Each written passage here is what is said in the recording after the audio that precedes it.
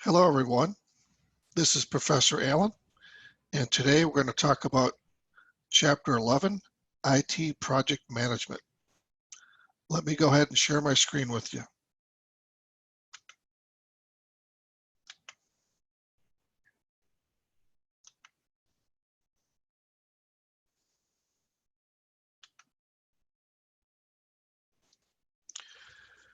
Project management has goals, and we often refer to these as the triple constraint. It's drawn as a triangle typically because there are three sides and we consider them equal. I like to think of it as a pyramid with the scope on the bottom rather than on the top, because I feel that the scope of the project is the base of the project, and from that base, it defines what it is that you have to do, and then it takes a certain amount of time to do it, and it costs a certain amount of money. So the triple constraint, you'll see it drawn many different ways, but think of it as a three-sided triangle with time, cost, and scope on the three sides. And the idea with the triple constraint triangle is that you can constrain one of those sides, perhaps even two, but if you try to constrain all three sides, you'll have an over-constrained project, which is unlikely to succeed. You always need a lever to pull in case something comes up. For example, if you have some risks on your project and they occur and they cost you more money, well, you better have some extra money to pull in order to address those risks. Or if the customer needs some additional scope, they want some new features and functions, and or perhaps you even left one out, you need to allow for that scope to grow a little bit. But if you add scope, you're adding time and you're adding costs. So if one side of the triangle moves, one or both of the other sides need to move with it. So if you increase your scope, you should expect to spend more money and more time. If you increase your scope and you hire a bunch of really high-end professionals to do the work, well, you might just increase the cost in order to keep the time the same. Or you could hire some very low-skilled professionals that would take a lot longer, but they're cheaper, so you'll add time but not cost. But in most cases, when you add scope, you add time and cost. So the triple constraint is just a concept that you have to remember to keep the three sides of the triangle balanced at all times: scope, time, and cost. So the Project Management Institute defines a project as a temporary endeavor undertaken to create a unique product or service. So think about every project being unique in some form or fashion and temporary.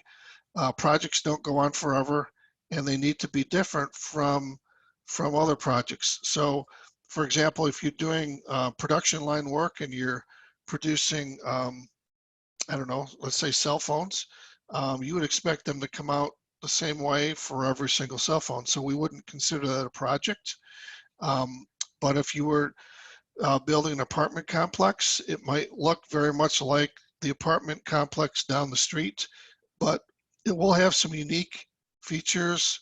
It will have uniqueness to the water tables underground and the soil conditions. Perhaps if it's in a different township, some different rules that you have to apply. So sometimes things look very similar, but they're actually a little bit different, and they're unique in some way, and we call those projects. So the two key words for a project, one keyword is unique. The second one is temporary. So again, they have ends. They don't go on forever.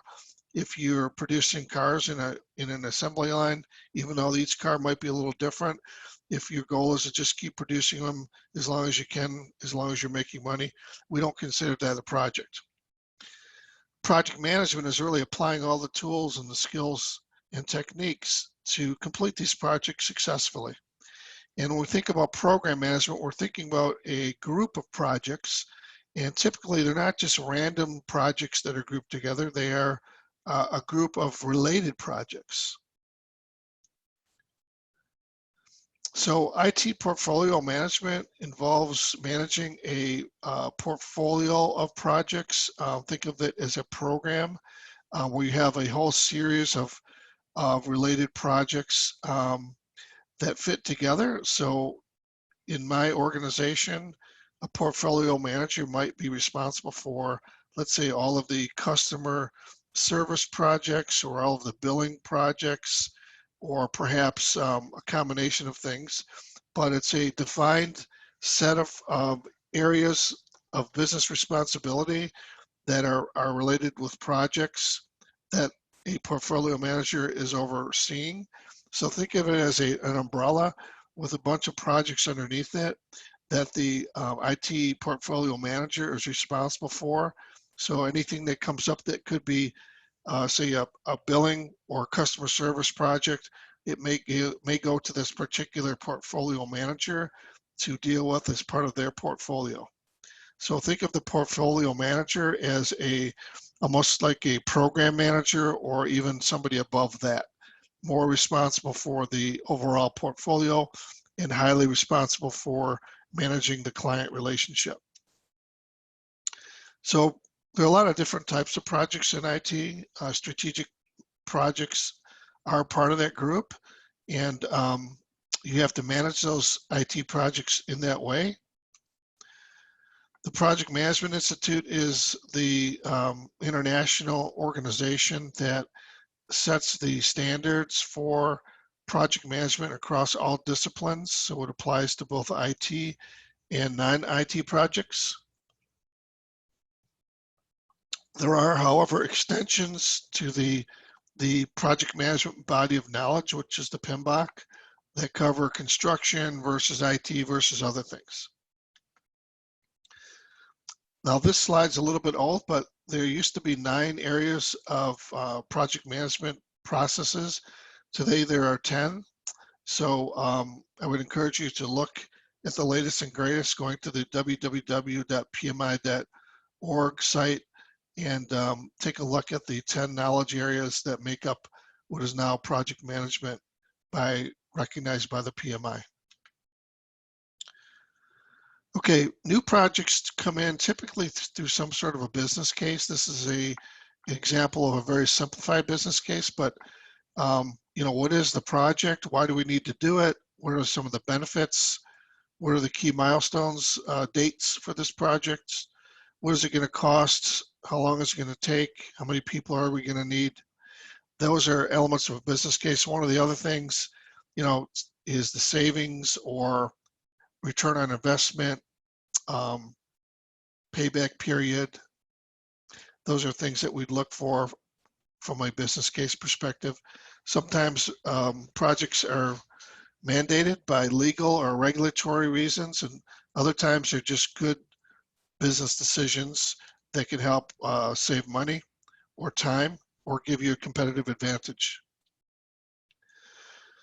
Typically what happens though, there are more projects than there are people and money to do them in a business.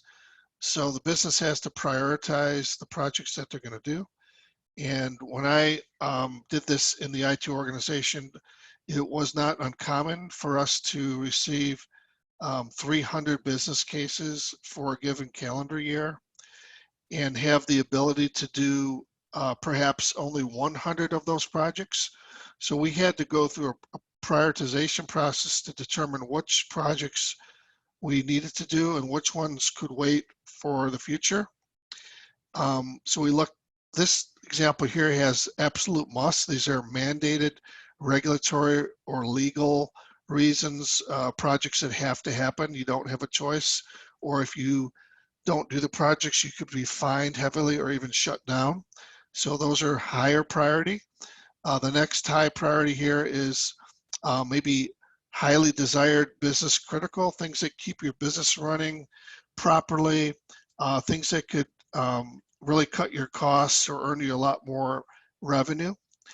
And then you have some things that are, hey, we really want this and it makes good business sense, but it wouldn't be the end of the world if we didn't get it. And then the nice to haves are the kind of the bells and whistles, the things that in a perfect world, if we have time and money, we'd like to get those. So there's got to be some prioritization process. And again, in my case, where we had 300 projects every year, and we could only do 100, we had to go through a prioritization process that looked at a number of factors. Some of them were similar to what you're seeing here. And also, it's important to keep some reserve. So if new projects pop up during the year, you have people and money to do that. So if you can do only 100 projects and you allocate all 100 day one, then as you go through the course of the year, maybe a couple months in, another high priority project comes in, or maybe a mandated project comes in. And if you have no room to take on more projects because you don't have any more people or money, then you have to cancel some of your projects you may have already started. That's never a good thing. So you always want to leave a 15% buffer in roughly, so that you can take on new projects as they come in. And some projects that are taking more time and more money than expected, you have a buffer, 15% to go and spend and use resources against those struggling projects. Okay, there are a lot of different roles for on a project, and the project manager is typically the leader of a project. They may have a project champion that helps with that. Project champions are typically cheerleaders for the project, or people that help with your change management, getting people to accept the project and talk highly about the project is a good thing. But each role is very critical on the project and has to be fulfilled.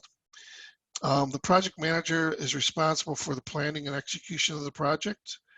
They'll typically have a staff of business and technical people reporting to the project manager.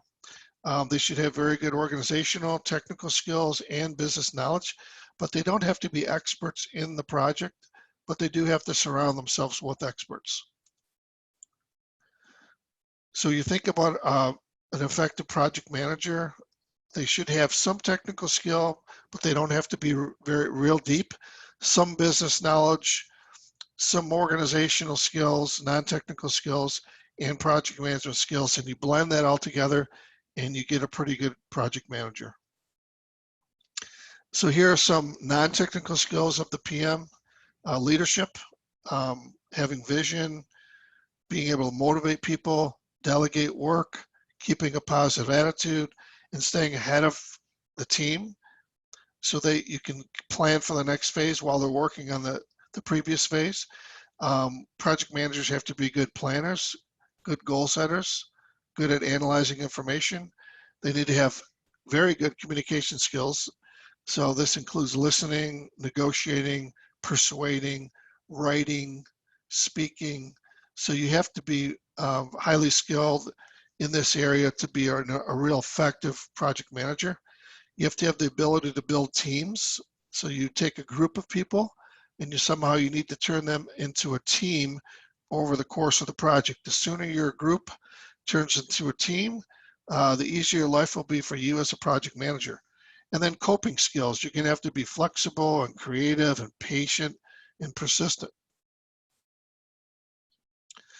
So there is a business manager and a business owner of projects typically as well. That would be your project sponsor. They typically are going to help you secure funding, help you get the right project team members, and try to get the approvals needed to move forward with the project. The project sponsor is usually the group or the person that you're doing the project for. They're the ones who want the project. So here are some tasks to keep the project sponsor engaged. Schedule regular meetings with the sponsor to ensure that you and the sponsor are on the same page at all times, and you're having this shared vision, and you're working in a way that is consistent with what will satisfy the project sponsor in the end. Make sure you're clear on the expectations of the sponsor. You may want to talk specifically about the importance of maintaining schedule and budget and scope. And if push came to shove, what's the first or most important thing to that sponsor? or the client? Is it the keeping the schedule on track? Is it staying within the budget? Or is it maintaining and keeping all the scope that's required or asked for? Naturally, they're going to say all three, but over time, it will become clear which one of the three constraints is the most important to them. If every single meeting you go to, they're talking about schedule and you have to have this done by a certain date, then you probably know that the schedule is the absolute most important thing. And that means you will adjust scope or cost before you adjust schedule. You also have to talk about how to hand off documents between the project manager and the sponsor, what the sponsor is going to sign off on, what they need to review. You can do that with a matrix. There are a number of different tools for that. Responsibility assignment matrix is one of those tools. There's a RACI diagram, RACI diagram, that does the same thing. You got to understand and learn what the sponsor really needs versus what they want and versus what they ask for. So people will often tell you one thing, express what they want, and then they may actually need something else. So your job is to peel the onion back and get to the needs versus the wants and the asks. So you'll have to sort through all that to make sure in the end they get what that's needed, whatever is that's needed, even if they're asking or wanting something different. Determine the metrics that the sponsor wants to see so they can monitor the progress of the project. This could be defects, it could be weekly budget reports, task completion, milestone completion. And then talk about how the sponsor is going to participate during the project and then after the project is over to get their input on how it went. The champion role is a little different than the sponsor. It's really played by a business person with high credibility who is enthusiastic about the project and a very good communicator. And a project sponsor may also play the champion role, but it's most effective if the champion is a lower level person rather than the higher level client. These are people that are at maybe closer to the operational units, and they can talk highly about your project in different ways. So if you find somebody that really wants the project badly, they might be a good person to have on your side, a good person to speak to others and propagate positive things about your project. Project life cycle, there are no defined phases of a project. This example here is one of many. There are 7-phase projects, 3-phase projects. This one is a 4-phase project. There are other system development lifecycle methodologies and project lifecycle methodologies out there. There is no one single preferred or generic one, but just for the purpose of our discussion today, we'll talk about this 4-step project phase. Starts with initiation, planning, execution, and then closeout. So during the initiation phase, the main deliverable is to produce the project charter. So the charter is a document that describes basically what you're going to do, why you're doing it, who needs it, when it's going to be done, how much it costs, what some of your assumptions are, what are the benefits you would expect after it's done, and what the goals of the project are. So sometimes this is a 1-page or 2-page document. Often it's maybe an 8, 10, or 12-page document. I have been on projects, large SAP projects, where the charter was actually over 100 pages long, but that's very atypical. So the charters that I produce for my group are typically short 2-page documents that define the project at a pretty high level. And then we do detailed requirements and design documents after that and scoping documents to get to the the high level of detail. Okay, so an initiation, again, when you're talking about feasibility, like what are the benefits of the project? There's there's economic feasibility. You know, does it give positive financial return? These are return on investment, ROI, internal rate return, payback period. Operational feasibility, you know, how will the project impact the organization's operations? Hopefully it'll impact it in a positive way. And the technical, does the organization have the technology and expertise for this project product to operate and run? So if you implement, let's say, some new, I don't know, SAP functionality in your organization, and you don't have any other SAP products, and you don't have a IT staff that knows about programming, and you don't understand the interfaces with SAP, it's probably not a good technical fit for your organization. So you got to see how the product of the project fits in with the organization. Then the schedule, is the schedule feasible? Can we get it done within the time frame that we need? And are there any legal, contractual, or political issues related to it? Project planning is really about scheduling the project, budgeting it, and staffing it. So getting the money, putting a schedule together, and getting the people. Developing the statements of work for outside help from contractors and vendors. When we talk about scheduling, we typically talk about creating a work breakdown structure where we take the basic key deliverables or elements of the project, and we break it down into smaller and smaller pieces until we get it to a point where they turn into tasks or activities that we can assign to people, and we can estimate how long they're going to take and how much they're going to cost. Once a project is broken down into these tasks, you know, you assign people based on having past experience to that. And you also have to develop your dependencies between tasks so you know the order in which the tasks in the project have to be done. Budgeting, there are different techniques, but there are two traditional ones. One is called the bottom up, where you do a very detailed cost estimate for each and every task in the project. You add it all up and that becomes your budget. Then you have the top down approach, where you just look at the highest level key deliverables of the project, estimate those, add them up, but you don't develop any more detail, and that's the budget for your project. I find it best to do both, do a bottom up and a top down, and if they come out very similar, then that estimate is probably pretty accurate.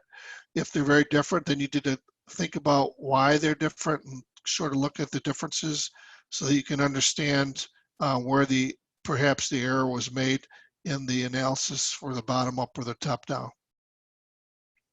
You should use history if you have it for your cost estimates, and you always want to include in potential risks that could occur and allow some time and money for those risks, because some of them will happen. Okay, in the budgeting process, there's something called purposeful inaccurate estimates, where sometimes people will provide an inaccurate estimate, perhaps because they don't know any better, or because they want to make sure the project gets accepted. So they might do something like lowballing, where they estimate, say the project typically takes 6 months and $5 million, and they create a business case and say, hey, we're going to do this in 3 months for $1 million. So they purposely underestimate it just so that the project gets accepted through the IT prioritization process. And then once the project gets started, they realize that often the project will continue, because when people spend money, they tend to want to continue with the project at all costs, even though it's a sunk cost. And that lowballing might get a project approved that otherwise might not have been approved, and the client eventually gets what they want, even though it costs more and took more time. The highballing is the opposite, where you add a lot of extra cost to it because you don't want the project to be selected and you don't want it to be approved. Staffing is all about, getting the right resources and the right skill mix assigned to the right tasks at the right time, bringing them on the project when they're needed, taking them off the projects when they're not needed. It also has to do with team building that has to start early and continue on through the whole project.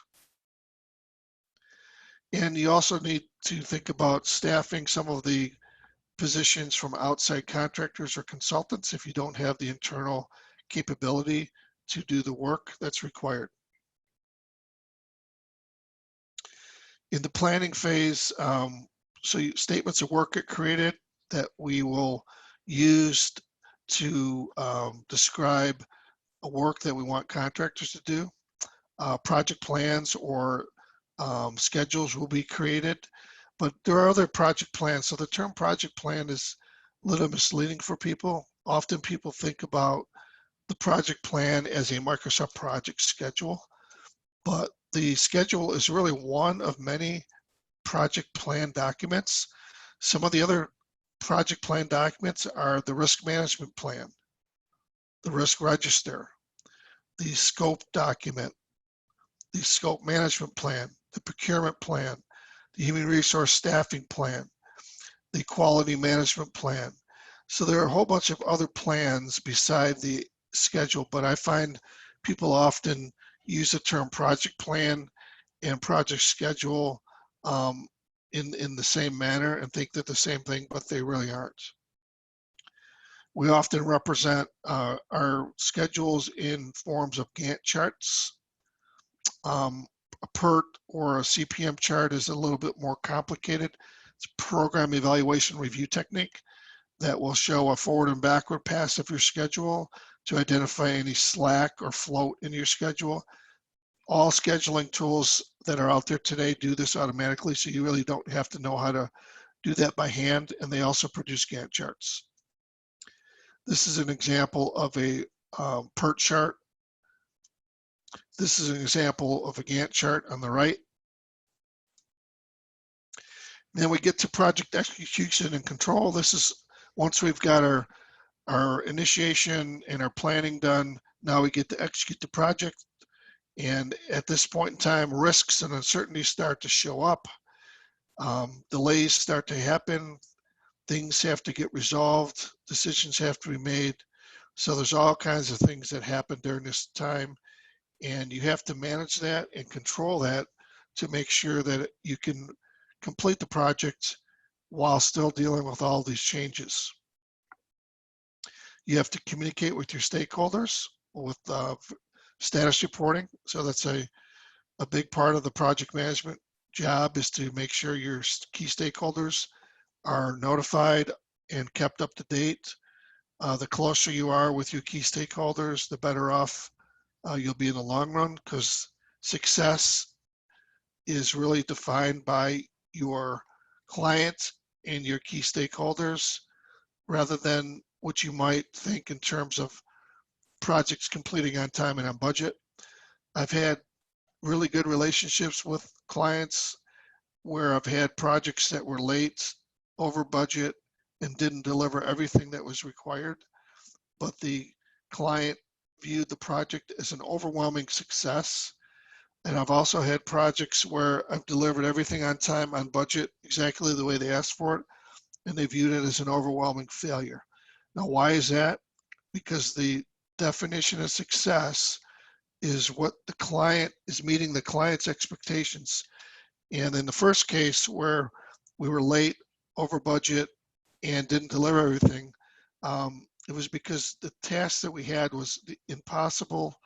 Everyone realized that we didn't have enough money, we didn't have enough time, we had way too much scope.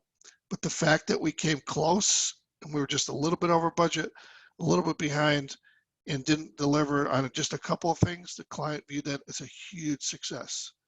And in the other case, where we delivered everything that the client asked for on time and on budget, was viewed as a huge failure, because what the client asked for was different from what they actually needed.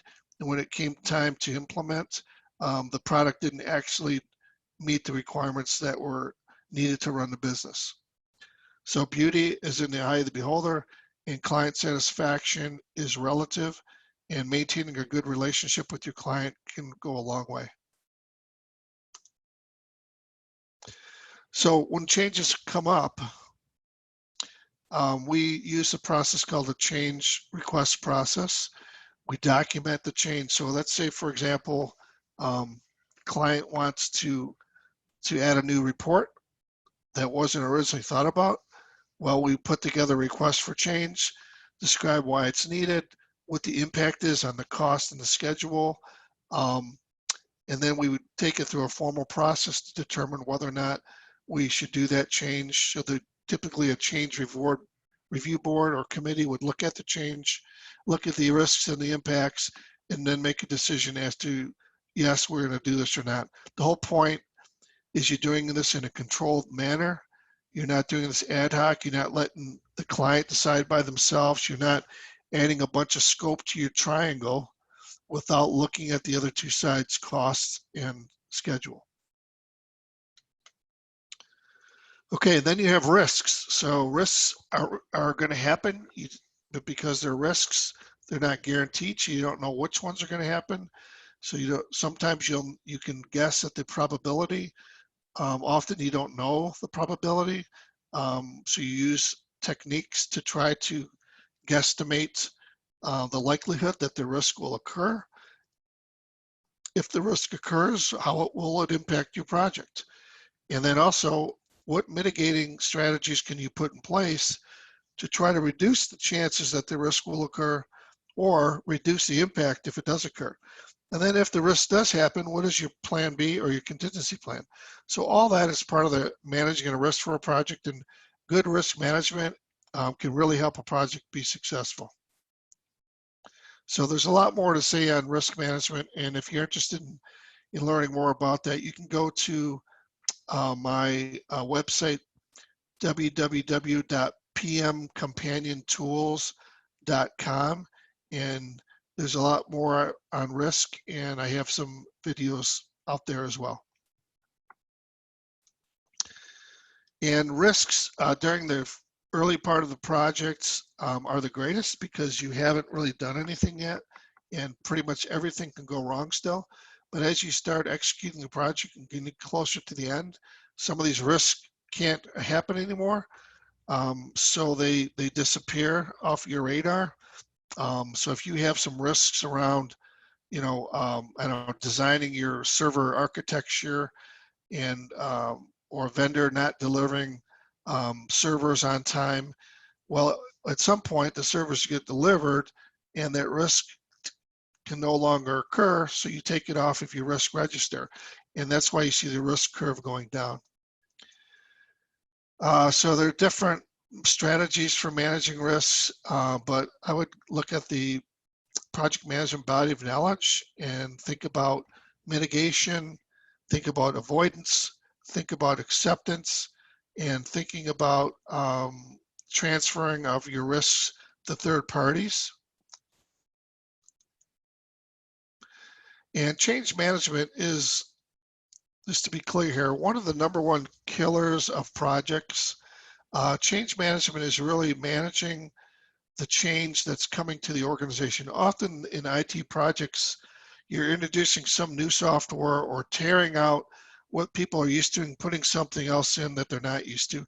And there's often resistance to that. And that resistance causes people to push back, and in some cases to a point where they just won't use the new product, and they end up scrapping the new product and they continue to use the old one. So having good change management early on is important to communicate the benefits of the new system that you're implementing or change that you're making, to have good training and support once you turn on that system, so people don't feel lost and they feel like they have somewhere to turn for help. And just overall good training, communications, and just getting the organization ready for the change that's coming. This is a change model that says, hey, you've got to start by unfreezing people. So people, when they're used to something for 20 years, they're kind of frozen. They don't want to change, but you got to find a way to unfreeze them, get them moving in the right direction with the new product, and then refreeze them so they're basically using the new system or product and doing it comfortably.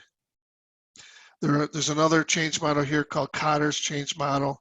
I'll let you read that on your own here, but there's a lot of different books and training on change management.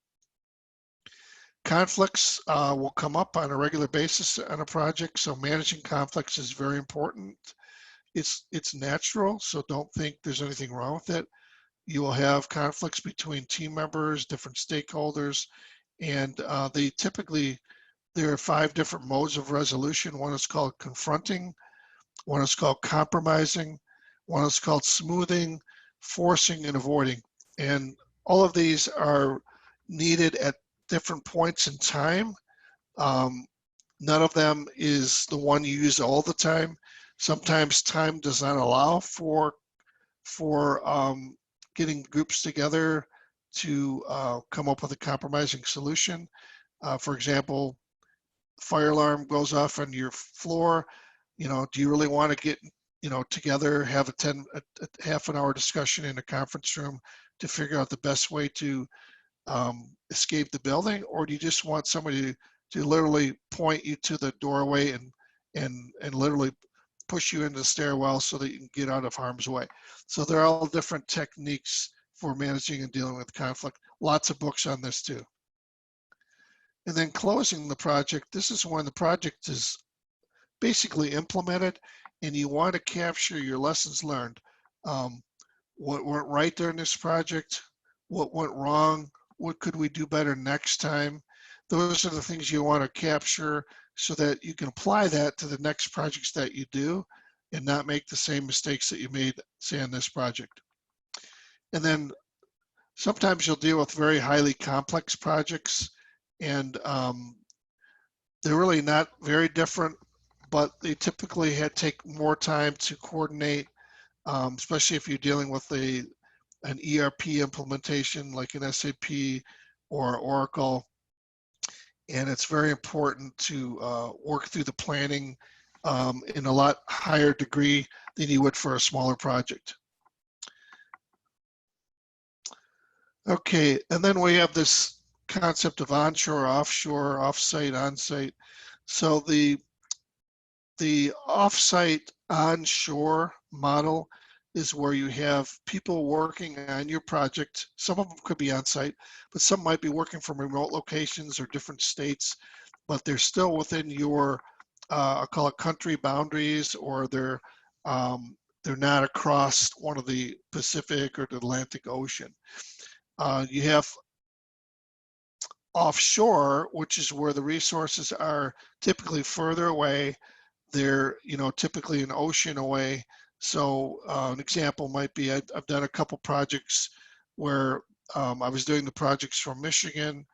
One of them was a transportation system, and the development team was in Bangalore, India, and I was managing the project from Michigan.